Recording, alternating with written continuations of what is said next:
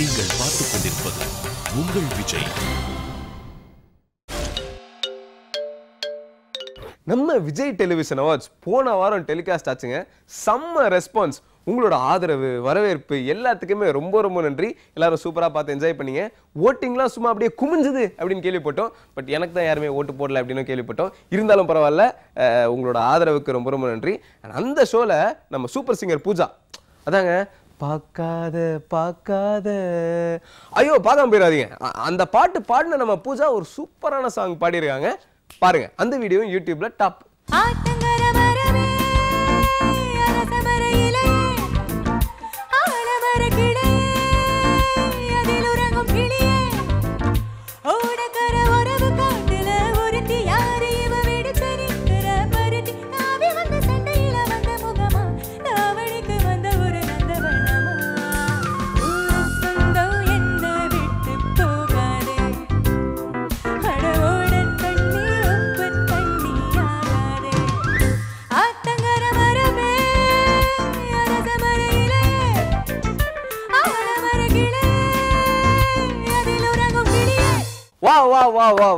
நம்ம கலா மாஸ்டர் சொல்ற மாதிரி நம்ம பூஜா ரொம்ப அழகா பாடினாங்க. அப்புறம் நம்ம டிடியை பத்தி சொன்னோம்னா அவங்க சம்பந்தமான இன்னொரு வீடியோ தான் யூடியூப்ல டாப்.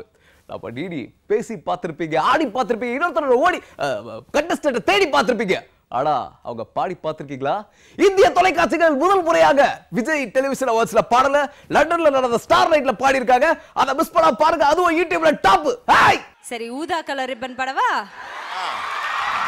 ஊதா கலர் ரிப்பன் உனக்கு யாரு அப்பன்? ஊதா கலர் ரிப்பன் உனக்கு யாரு அப்பன்? அடி நெல்லடி அவனுக்கு நான் சலாம் போடணும். ரோஜா ரோஜா ரோஜா கலர் பொம்மி உனக்கு யாரு மம்மி? ரோஜா கலர் பொம்மி உனக்கு யாரு மம்மி?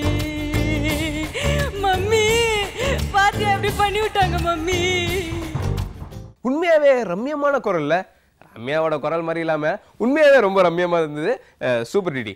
அடுத்த வீடியோ யூடியூப்ல டாப். அதுவும் வந்து டிடி சம்பந்தப்பட்ட வீடியோ தான். நம்ம காஃபி வித் டிடிக்கு நம்ம விஜய் வசந்த், பிரேம்ஜி, அப்புறம் நம்ம ஆதி 3 பேரும் வந்திருந்தாங்க. ஆதி வந்து கோச்சடையான் படத்தில் ரஜினி சார் கூட நடித்த எக்ஸ்பீரியன்ஸ் பற்றிலாம் ரொம்ப அழகாக சொல்லியிருக்கார். ரஜினி சார் வந்து அப்படியே ஒரு தோளில் கை போட்டுலாம் பேசினாராம். அதெல்லாம் ரொம்ப சந்தோஷமாக ஃபீல் பண்ணி சொல்லியிருக்கார். அண்ட் நம்ம விஜய் வசந்த் வந்து எப்படி ஹாலிவுட்லேருந்து தமிழ் சினிமா ஃபீல்டுக்கு நான் வந்தேன், எவ்வளோ கஷ்டப்பட்டு வந்தேன் அப்படின்றதெல்லாம் ரொம்ப ஃபீல் பண்ணி சொல்லியிருக்காப்புல. அண்ட் நம்ம பிரேம்ஜி வந்து இன்னொரு விஷயத்த சூப்பராக சொல்லியிருக்கார். என்ன அப்படின்னா, நம்ம வெங்கட் பிரபு டீமில் இருக்கிற எல்லாரையுமே சமுத்திரகனி சார் டீமில் இருக்கிறவங்க வந்து யூஸ் பண்ணுறாங்களாம். ஆனால் என்ன மட்டும் ஏன் யூஸ் பண்ணல அப்படின்றத ஒரு மாதிரி இன்ட்ரெஸ்டிங்காக சொல்லியிருக்காரு. அவர் எப்படி சொல்லியிருக்காரு அப்படின்றத நீங்களே பாருங்களேன். பேசிக்கலி நான் வந்து ஹாலிவுட்ல ரேம்ப் வாக் பண்ணிட்டு இருக்கும்போது அப்பதான் தமிழ்ல ஒரு ஆஃபர் கிடைச்சது. சென்னை 28 அப்படிதான் படம் மாடலிங்லாம் பண்ணது இல்லை. அங்க ஹாலிவுட்ல வந்து ரேம்ப்ல இருக்கும்போது மெக்கானிக்கா ஒரு வேலை கிடைச்சது, ஒரு ஆக்டிங். இல்ல, இது ஆக்டிங் வந்து எதிர்பார்த்து வரல. சோ உங்களுக்கு அதுல பேஷன் எதுவுமே கிடையாது. நானும் பிரேம்ஜி யுவன் ஸ்டுடியோல உட்காந்து வெங்கட் பிரபு என்ன கதை சொல்ல வந்தாங்க.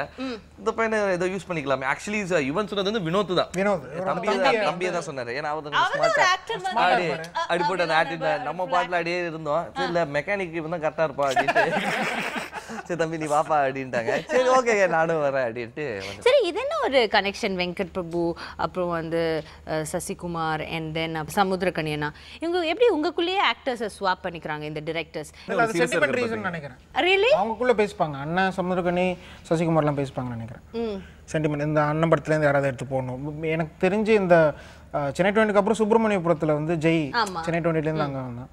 சமுத்திரகனி அவங்க அண்ணா வர வந்து விஜய், அப்புறம் சசிகுமாரோட அடுத்த பொண்ணு டைரக்ஷன்ல வந்து வைபவ் வந்து சரோஜாக்கு அப்புறம் இருக்கும். அதாவது சென்டிமெண்டா தான் இருக்கும். சென்டிமெண்டா சினிமால சென்டிமெண்ட் ரொம்ப ஜாஸ்தி.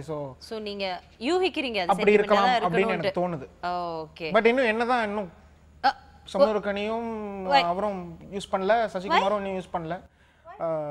அவங்களுக்கு தெரியும் எனக்கு நடிக்க வராதுங்கிறது. நீங்க என்ன இப்படி சொல்றீங்க? உங்களுக்கு அவ்வளவு ஃபேன்ஸ் இருக்காங்க. போன வாட்டி என் ஷோக்கு வந்தப்ப கூட சொன்னீங்கல்ல, எப்படி நீ அப்படி கேட்கலாம், என்ன அப்படி ஆவேசமால ஒரு டயலாக் சொன்னீங்க. இப்போ வந்து இப்படி திரும்ப சொன்னா I am not very happy with it அப்படி சொல்லாதீங்க. இல்ல அதான் உண்மை. எனக்கு நடிக்க தெரியாது, நடிக்க வராது. இல்ல ஏற்கனவே இந்த மாதிரி நான் நிறைய கான்ட்ரோவர்சி இல்ல எனக்கு உண்மையிலே நடிக்க வராது, நடிக்க தெரியாது. அது அவங்களுக்கு தெரியும். அதனால அவங்க இன்னும் யூஸ் பண்ணலன்னு நினைக்கிறேன்.